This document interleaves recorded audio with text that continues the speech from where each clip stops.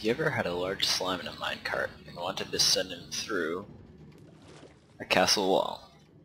Well, now you can.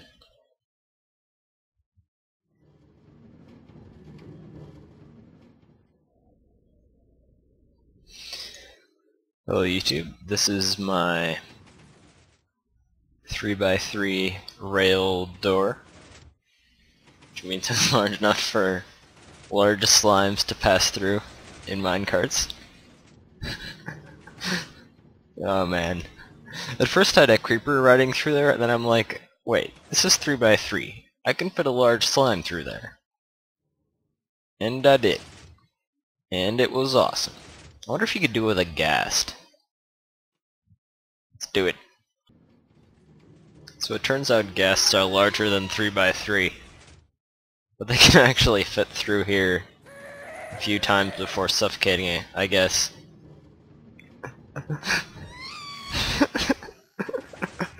Yeah, he got through a few times. Did I get a tear? Anyways, that's just fun. See if I can get another large slime. Nope. Nope. Nope. Nope. Get off my track. There we go. You get on the track. Get on the track. There we go. Yes. Yeah, large slimes are the best. Yeah. Sometime I should make a 5x5 rail door so I can fit a ghast through it. At least, I think that would fit a ghast. Anyways, I should set the time today. Set day. Okay, enough screwing around. Let me explain this door. This door uses glass because you can pass through it if you're in a minecart, but if you're not, like say you're a random monster walking around and you want to get in, you can't actually walk through the glass. I don't want to get the slimes away, but see, you can't walk through it if you aren't in a minecart. So this door will let people and slimes in minecarts get through, but will not let any monsters walk in, or any people walk in from the outside. So that's a nice security feature. Plus, using glass there instead of just air makes it a whole lot easier to do. If you'll notice, the basic function of this door just pushes 3 blocks to the left and then 3 blocks to the right, which actually turns out to be fairly simple in terms of redstone. Basically, each half has a mechanism like this, where the pistons just push out in sequence and then they get pushed back by the other side pushing out. So, same thing over here. They just push out, 3 pistons push out in sequence, and then when the other side pushes, they get compacted back into formation. Though, a lot of the wiring here is underground. There's a huge wiring tunnel under here somewhere. Yeah, there's a little bit of it. And there's a bunch over here. So how about I expose the wiring and then show you how this thing works. Okay guys, I've laid the wiring bare. It's actually not that complicated altogether. I've basically have some bits hidden under the ground around here, and then basically 1 layer in each wall. Well, besides the pistons, of course. So the whole mechanism inside the wall is just 2 layers thick, the pistons and then the wiring next to the pistons. So first I'll explain this a little bit over here. First of all, there's a detector rail right there. This leads into a pulse lengthener. What this does is these repeaters lock that one, which makes that one stay on for longer than it usually would. So basically it just ensures that the pulse sent out by that detector rail is long enough to keep the door open for long enough. That's what that does. And if I run over to the other side, we have the same mechanism over here. Now after each pulse lengthener we just have a 1-tick repeater just to add a little bit more delay.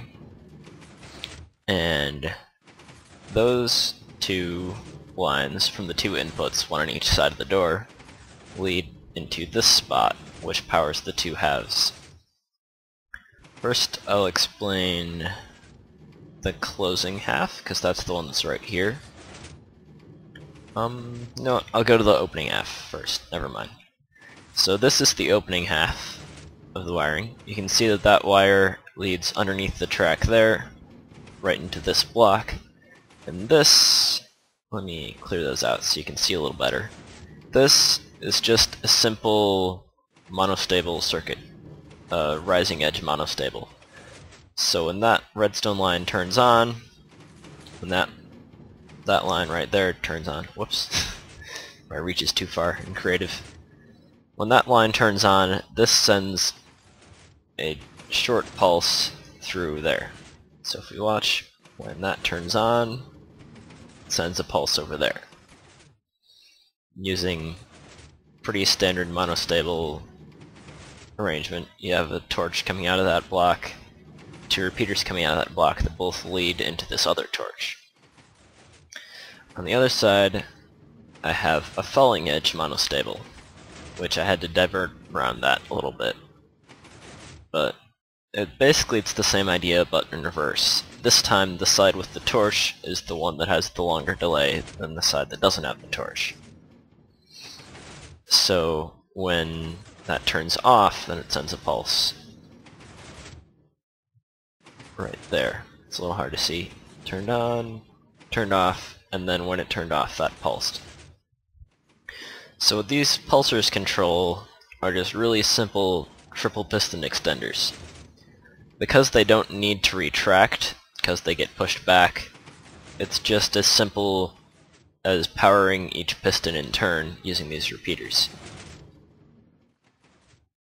In fact, I think you could actually power it from either end, but I decided to power it from the outside so that it would actually power these in order. Because I think that if you had the repeaters facing this direction, like that, and you had it powered from there, now that would screw up. Never mind. Never mind. And I just started suffocating my slime. He's still okay. Yeah.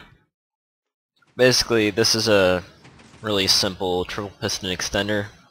You have this torch tower leading up to it, which powers this block, which then powers that dust and that dust. So it powers these two lines, and each one of those has a repeater in the places that I don't have the pistons firing. So if no piston fires here or here, they just fire in sequence going across. Exactly the same thing over here, just facing the other direction. And you might note that this one is one block farther out. That's because I had to add in this... Oops, I shouldn't punch things in creative. I had to add in that row of stone right there, because otherwise... Is there... What is that? I thought I saw slime hopping around, I guess was the one in the minecart. Let me fix this wall right now. Okay. I had to add that block of stone because you can actually see that row, and before, when I had the two sides equal, you could see the piston heads. So that's why this side is pushed out one block farther. By the way, I have a slightly simplified version of this design. By the way, the reason why this is so tall is just because I wanted to make it look like it was part of a wall. The actual mechanism can be blocked off at this height if you want to. Yeah, something like that. Let me drag it out. So that's not very tall at all, it's only 4 blocks above the ground. Well, actually 5 if you want to go above those repeaters. In any case, pretty slim design as far as the above ground portion. This is an earlier design. Let me set the time to day again. This version only had a 2x2 opening of glass and the 3x3 door, like that. So it only had a double piston extender on each side instead of a triple. So I basically slightly increased the scale of it to make that one over there, which I like better. This is effectively the same thing underground, except that the circuitry above ground is reduced to 2 layers instead of 3. Pretty simple. Let me punch out this stuff. I can show you. We have... what? Trying to see through here. Yeah, you have those pistons right there. You know what? Let me throw a creeper in here. Or something. Spider. Spider, get in minecart. There we go. Oh, the spider suffocates. In any case, you can see that it's basically the same thing, except let's get rid of that one. So you can see it's the same thing, except it only has 2 pistons on each side instead of 3. And I added that obsidian there to prevent the pistons from being pushed back, but it's honestly not necessary, which is why I didn't include it in the newer design. Because the pistons will never get pushed back beyond that point anyways.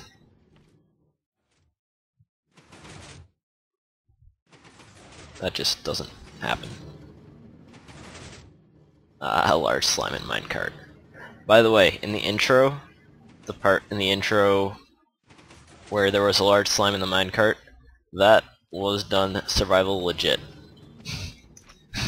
That was on a survival world where I'd actually built the castle wall. I'm planning on building a whole castle.